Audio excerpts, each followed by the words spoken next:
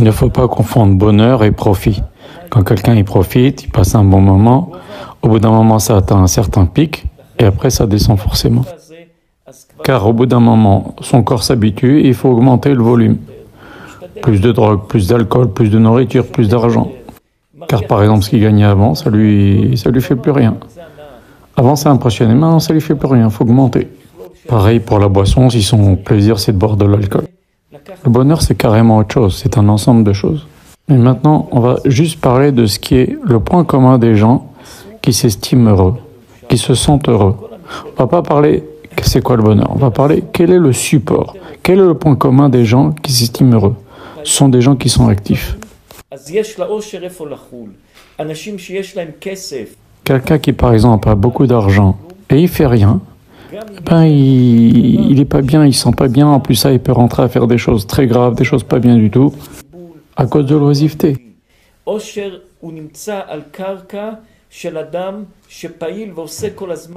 Ils ont fait une enquête et ils ont vu que le point commun des gens qui s'estimaient heureux, qui sentaient une certaine forme de bonheur, c'était des gens qui étaient actifs et qui étaient contents de ce qu'ils faisaient, ils aimaient ce qu'ils faisaient.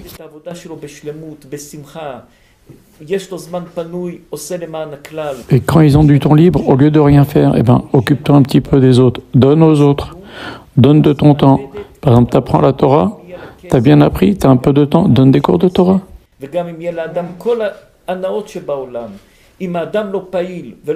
Même si quelqu'un a à sa portée tous les plaisirs physiques de la terre, s'il ne fait rien d'actif, commence à rentrer dans sa tête des idées et des intentions de faire des choses très mauvaises.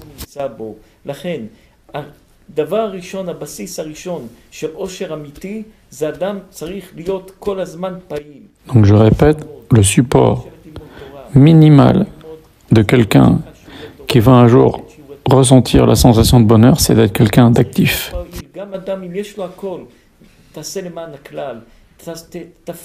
Même si tu as tout, tu as du temps, essaye un peu d'aider les autres. Distribue des enseignements de Torah. Fais un groupe WhatsApp pour encourager les autres à lire le Sefer Devarim. Rends-toi utile pour la communauté. Il y a 1000 façons d'être utile pour les autres. Car dans ce moment de vide où la personne ne fait rien, c'est là qu'il commence à avoir toutes les idées de choses mauvaises et graves.